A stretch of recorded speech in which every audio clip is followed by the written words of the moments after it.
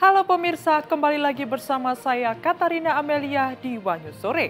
Unggahan kontroversial di media sosial yang diduga berasal dari akun putra pejabat Kementerian Keuangan Purbaya Yudi Sadewa memicu perbincangan publik. Ia menyebut ex-Menteri Keuangan Sri Mulyani sebagai agen CIA. Informasi lainnya pemirsa, Menteri Keuangan Purbaya Yudi Sadewa menyampaikan permohonan maaf atas pernyataannya terkait 17+8 tuntutan rakyat. Dalam konferensi pers di Jakarta, ia berjanji akan lebih berhati-hati berbicara agar tidak melukai perasaan publik. Pemirsa, inilah Wanyu Sore selengkapnya.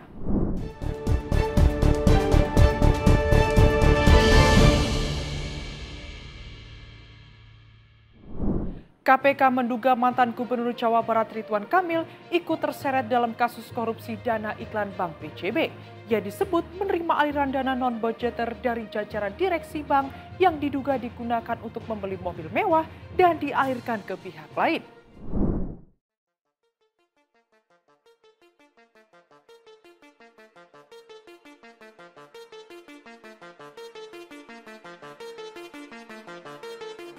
Komisi Pemberantasan Korupsi atau KPK mengungkap awal mula keterlibatan mantan Gubernur Jawa Barat Ridwan Kamil dalam dugaan korupsi pengelolaan dana iklan Bank Pembangunan Daerah Jawa Barat dan Banten atau Bank BJB.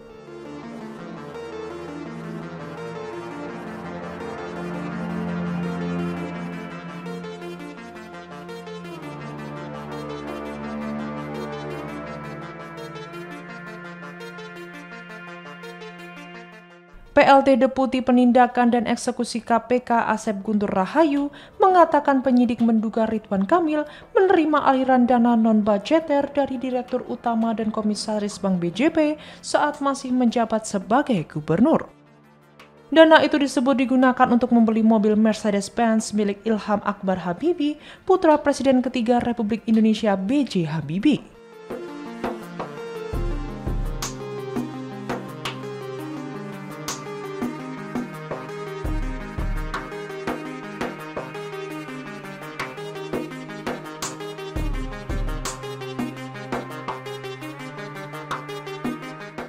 Selain itu, kata Asep, di Gedung Merah Putih KPK, Selasa 9 September terdapat pula aliran dana yang mengalir ke Lisa Mariana dan uang itu sudah dipindahkan dalam bentuk barang.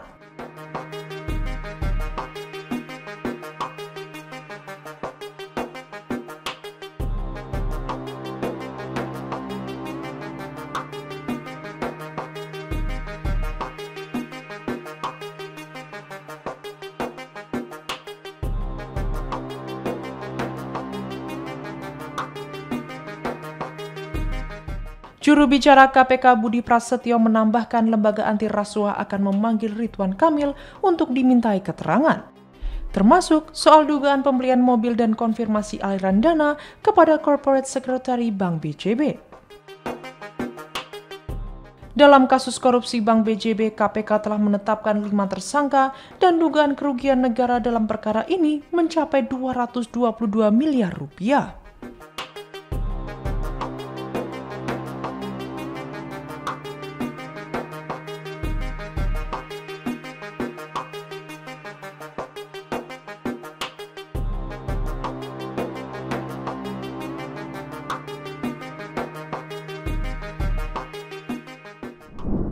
Komisi Pemberantasan Korupsi menemukan indikasi niat jahat dalam pembagian kuota tambahan haji 2024 yang dibagi rata untuk jamaah reguler dan khusus. Dugaan permainan antara asosiasi travel dan oknum Kemenak itu disebut menimbulkan potensi kerugian negara lebih dari 1 triliun rupiah.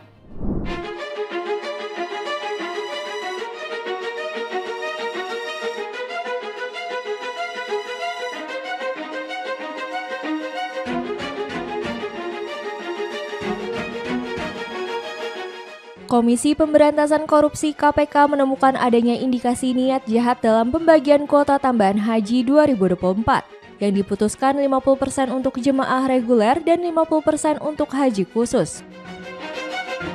PLT Deputi Penindakan dan Eksekusi KPK Asep Guntur Rahayu mengatakan pembagian kuota itu tidak terjadi begitu saja, melainkan melalui komunikasi antara Asosiasi Travel Haji dan Oknum Kementerian Agama.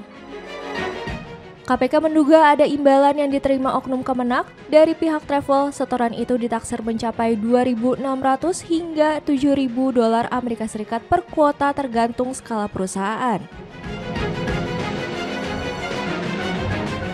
Padahal, menurut aturan, porsi haji khusus hanya boleh maksimal 8% dari total kuota. Keputusan pembagian 50% kemudian dituangkan dalam SK Menteri Agama nomor 130 tahun 2024 yang ditandatangani Yakut Khalil Qaumas. KPK masih menyelidiki kaitan antara SK tersebut dengan rapat yang digelar sebelumnya. Dari perhitungan sementara, kerugian negara diperkirakan lebih dari 1 triliun rupiah karena dana jemaah reguler yang seharusnya masuk kas negara justru dialihkan ke travel swasta. Dalam penyidikan, KPK mencegah ex-Menak Yakut dan mantan staf Sus Isfah Abidal Aziz alias Gus Alex ke luar negeri. Melalui pengacaranya, Yakut menyatakan menghormati proses hukum yang dijalankan KPK, termasuk penggeledahan dan penyitaan aset.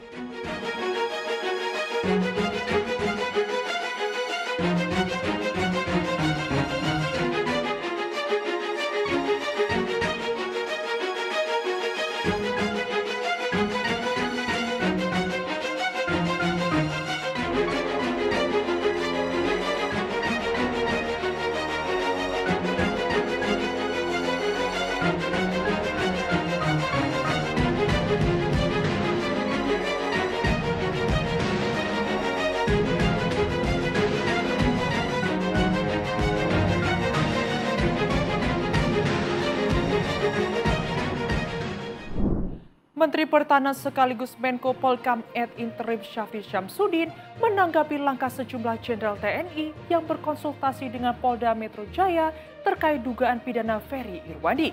Ia menyebutkan bahwa urusan tersebut masuk ranah operasional dan sepenuhnya di bawah kewenangan Panglima TNI Jenderal Agus Subianto.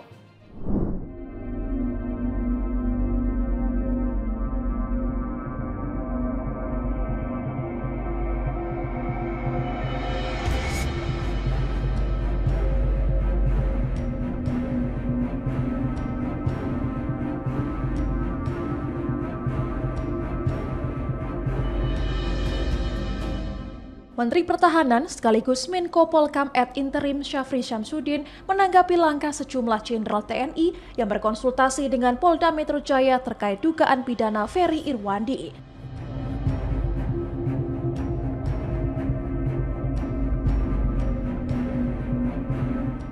Ia menegaskan bahwa urusan tersebut sudah masuk ranah operasional dan sepenuhnya berada di bawah kewenangan Panglima TNI Jenderal Agus Subianto.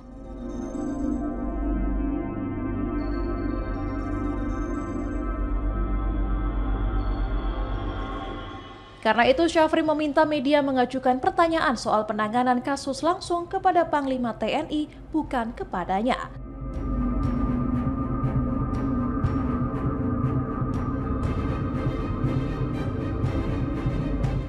Meski begitu, ia menegaskan tetap siap menjawab hal-hal yang berkaitan dengan kebijakan nasional.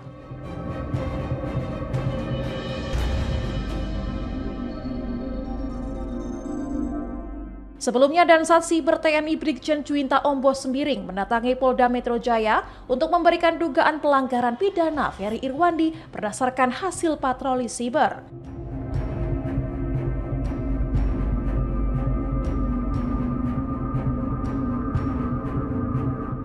Pertemuan itu menghasilkan keputusan bahwa TNI akan menempuh jalur hukum meski detail dugaan pelanggaran belum dibuka ke publik.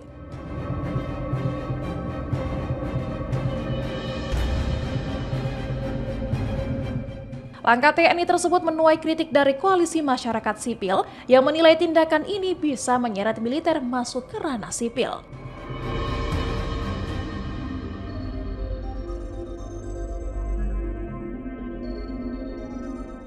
Mereka mengingatkan agar kebebasan berekspresi tetap dihormati dan tidak ada upaya membungkam kritik terhadap institusi negara.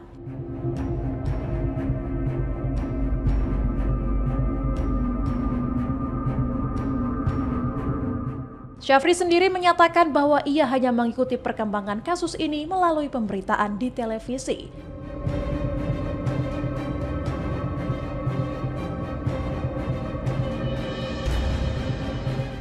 Dengan demikian, proses hukum terhadap Ferry Irwandi kini sepenuhnya berada di tangan Panglima TNI. Sementara Syafri fokus mengawal koordinasi kebijakan di tingkat nasional.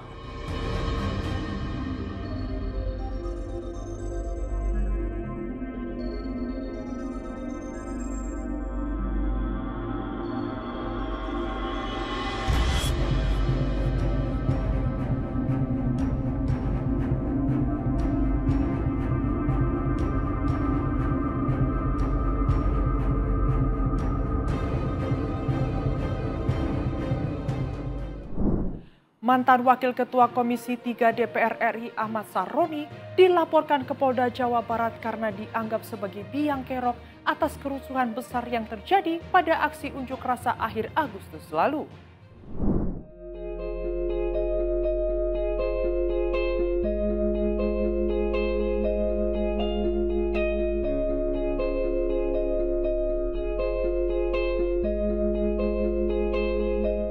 Organisasi pemuda di Kota Bandung yang mengatasnamakan Literasi Pemuda Berdikari atau LPB Kota Bandung melaporkan mantan Wakil Ketua Komisi 3 DPR RI Ahmad Sahroni ke Polda Jawa Barat atas tuduhan menjadi biang keladi dari kerusuhan yang terjadi di Indonesia selama hampir 2 pekan terakhir.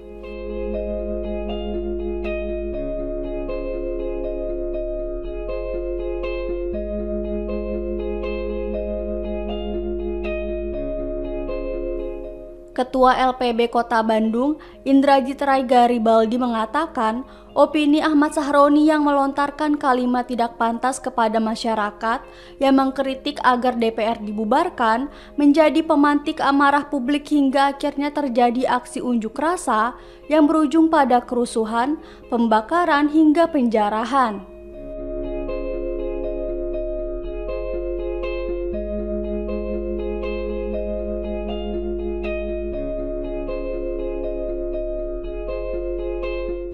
Selain itu, LPB Kota Bandung juga menantang Sahroni untuk mempertanggungjawabkan perkataan dan perbuatannya yang dinilai sebagai pemicu kerusuhan yang mengguncang masyarakat.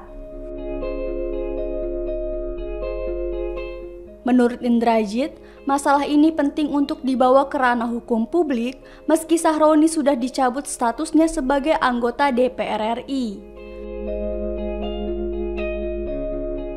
Dalam laporannya, Indrajit menyebut bahwa Sahroni telah melanggar Undang-Undang Informasi dan Transaksi Elektronik atau ITE dengan menyebarkan ujaran kebencian yang memicu ketegangan.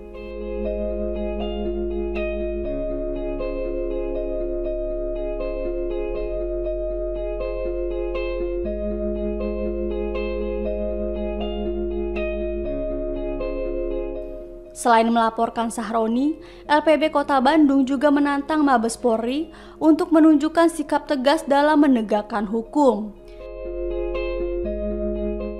Ia meminta agar Mabes Polri tidak takut dalam menjalankan kewajiban mereka untuk menegakkan keadilan. Saya, Ketua Umum Literasi Pemuda Berdikari atau LPB, mengenai aduan kepada yang sekarang sudah menjadi mantan anggota DPR RI, yaitu Saudara Ahmad Sahroni yang sudah dicabut status anggota DPR-nya. Tapi itu secara politik. Secara hukum publik, Saudara Ahmad Sahroni pun harus mempertanggungjawabkan tindak tanduknya kepada sebab akibat. Karena pemicu kemarahan massa pada aksi di bulan Agustus, menurut Tempo, adalah sosok Ahmad Sahroni. Ini menjadi petunjuk awal bagi Polri, bagi Mabes Polri untuk mentersangkakan Ahmad Sahroni yang hari ini mungkin sudah di Indonesia dan harus bertanggung jawab, dan LPB akan membuat laporan terkait kegaduhan yang sudah dibuat oleh Saudara Ahmad Sahroni. Kalau kita berbicara mengenai lokus, ingat, Ahmad Sahroni berbicara tolol kepada masyarakat di Republik ini melalui Undang-Undang ITE. Undang-Undang elektronik itu pada definisinya melalui gawai dan di-share melalui internet. Maka lokus deliktinya itu kita bisa melaporkan di mana saja. Wakil Presiden Gibran Rakabuming Raka dan Ketua Komisi 4 DPR RI Titik Soeharto mengecek pelaksanaan program makan bergizi gratis di SMKN 1 Batam, Kepulauan Riau pada Rabu 10 September.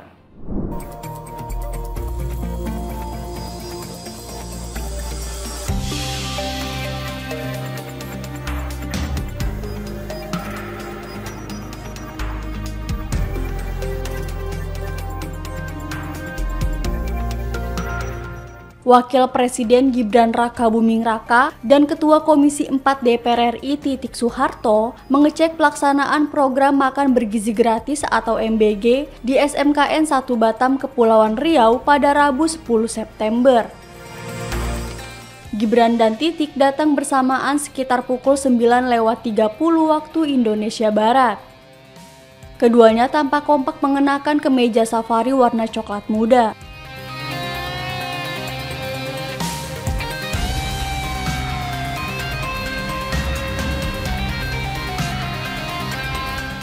Dalam kunjungan tersebut, Gibran didampingi sang istri Selvi Ananda yang memakai baju atasan berwarna putih. Setibanya di lokasi, Gibran dan Titik meninjau ruang kelas sekolah tersebut. Gibran terlihat sempat berbincang dengan beberapa siswa soal kualitas MBG.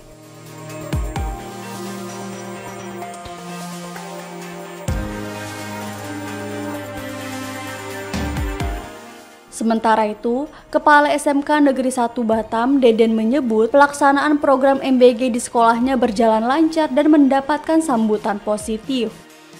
Distribusi makanan dilakukan tertib dengan menu seimbang untuk memastikan kebutuhan gizi siswa tercukupi.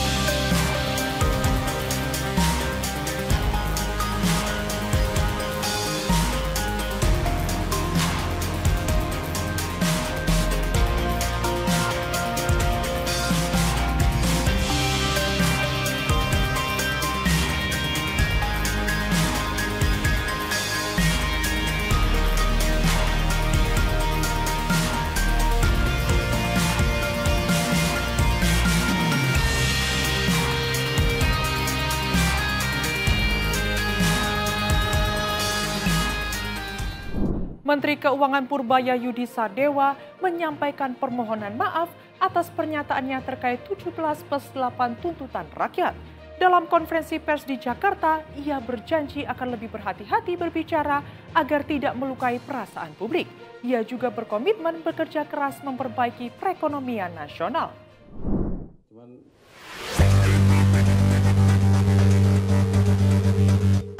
Ratio kan perasaan teks per PDB. Saya kita nggak bisa rubah. Menteri Keuangan Purbayayudi Sadewa meminta maaf atas pernyataan yang dibuatnya terkait 17+8 tuntutan rakyat.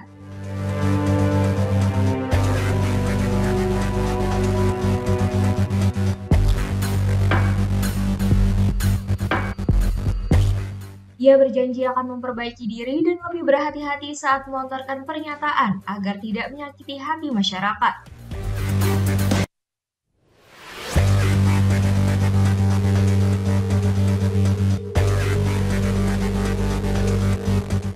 Purbaya mengatakan ke depan dirinya akan berupaya seoptimal mungkin untuk bisa menjadi Menteri Keuangan yang baik.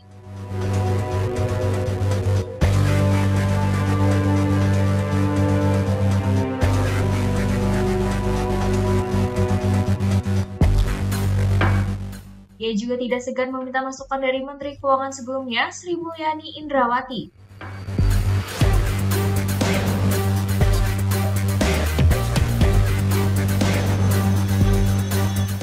Hal tersebut dilakukan agar kebijakan fiskal bisa berperan sebagai instrumen yang kuat untuk menjaga stabilitas.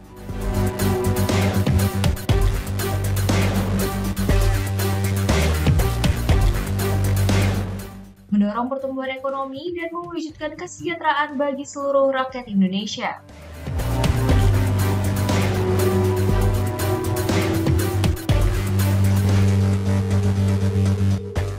Yang pertama, depan teman-teman wartawan, saya ingin sekali lagi mengucapkan terima kasih kepada Ibu Sri Mulyani yang prestasinya luar biasa, berhasil membangun fondasi yang kokoh untuk fiskal Indonesia selama beberapa puluh tahun terakhir. Mudah-mudahan saya bisa meneruskan apa yang Ibu sudah buat di masa-masa lalu, Ibu, dan saya mohon doanya dan bimbingan terus ke depan. Yang kedua apa, Ibu? Yang kedua, ini kan saya masih pejabat baru di sini, menterinya juga menteri kagetan. Jadi kalau ngomong, katanya, kalau kata Bu Sri Mulyani, gayanya koboi. Waktu di LPS sih nggak ada yang monitor, jadi saya tenang. Ternyata di keuangan beda, Bu. Salah ngomong, sudut pelintir sana-sini. Jadi saya kemarin kalau ada kesalahan, saya mohon maaf, ke depan akan lebih baik lagi. Yang ketiga, ini kan saya baru di sini, yang jelas saya akan berusaha semaksimal mungkin, nanti minta juga petunjuk Ibu Sri Mulyani supaya kebijakan fiskal kita bisa bagus dan ekonomi secara keseluruhan bisa tumbuh lebih baik lagi. Purbaya Yudi Sadewa resmi dilantik menggantikan Sri Mulyani sebagai Menteri Keuangan Senin 8 September oleh Presiden Republik Indonesia Prabowo Subianto.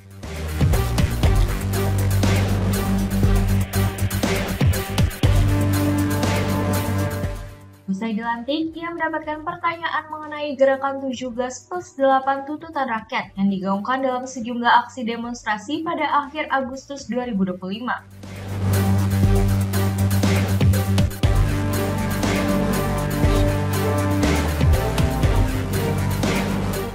Purbaya mengatakan hal tersebut bukanlah representasi keseluruhan masyarakat, hanya datang dari sebagian kecil warga yang merasa belum puas dengan kondisi ekonomi saat ini. Dirinya optimis gelombang protes masyarakat dapat mereda seiring dengan perbaikan perekonomian nasional.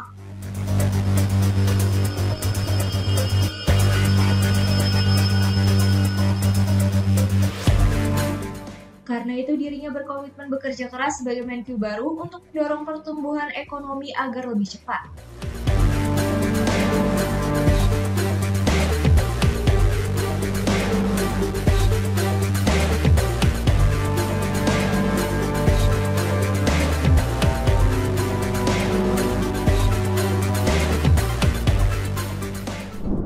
Unggahan kontroversial di media sosial yang diduga berasal dari akun putra pejabat Kementerian Keuangan Purbaya Yudi Sadewa memicu perbincangan publik setelah menyebut nama mantan Menteri Keuangan Sri Mulyani Indrawati dengan tuduhan sensitif yang belum terverifikasi.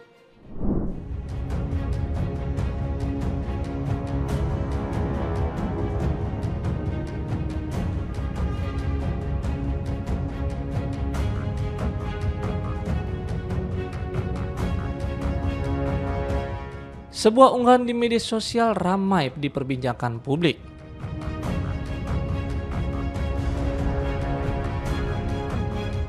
Kali ini, unggahan tersebut berasal dari akun yang diduga milik Yudo Achilles Sadewa, putra dari Purbaya Yudi Sadewa, yang kini menjabat sebagai Menteri Keuangan yang baru.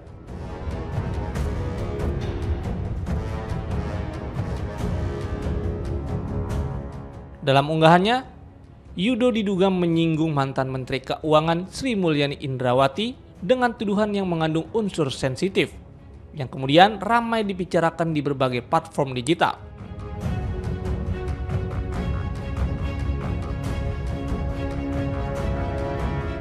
Dalam Instastory-nya, Yudo diduga menuduh Sri Mulyani sebagai agen CIA Amerika yang menyamar.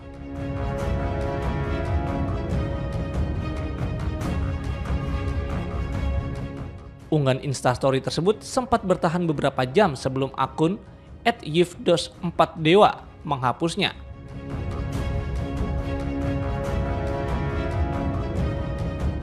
Meskipun begitu, jejak digitalnya terlanjur menyebar.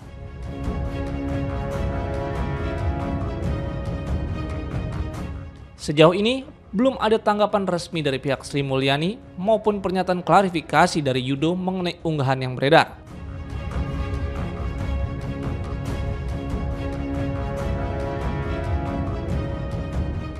Beberapa pengamat menyayangkan munculnya pernyataan yang mengandung tuduhan serius tanpa bukti yang dapat diverifikasi. Terlebih, ditujukan kepada tokoh publik yang memiliki rekam jejak panjang dalam pelayanan negara dan lembaga internasional.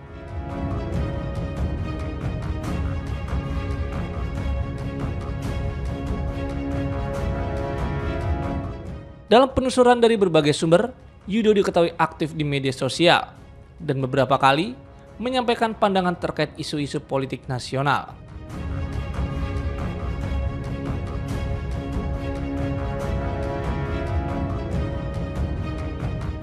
Namun, unggahan yang menyeret nama mantan Menteri Keuangan tersebut dinilai sebagai eskalasi pernyataan yang tidak lazim dan kini menjadi perhatian luas masyarakat serta media.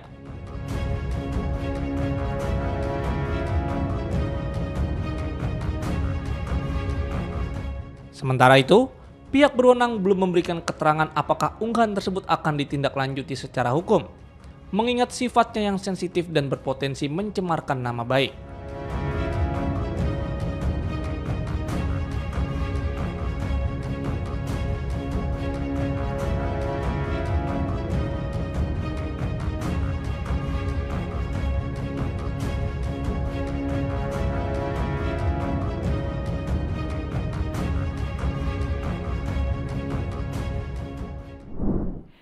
Demikian informasi yang dapat kami sampaikan pemirsa. Terima kasih telah bergabung bersama kami. Saya Katarina Amelia dan seluruh tim yang bertugas mengucapkan sampai jumpa di Wanyu Sore berikutnya. Setiap hari pukul 7 malam hanya di kanal YouTube TV Wanyus Go.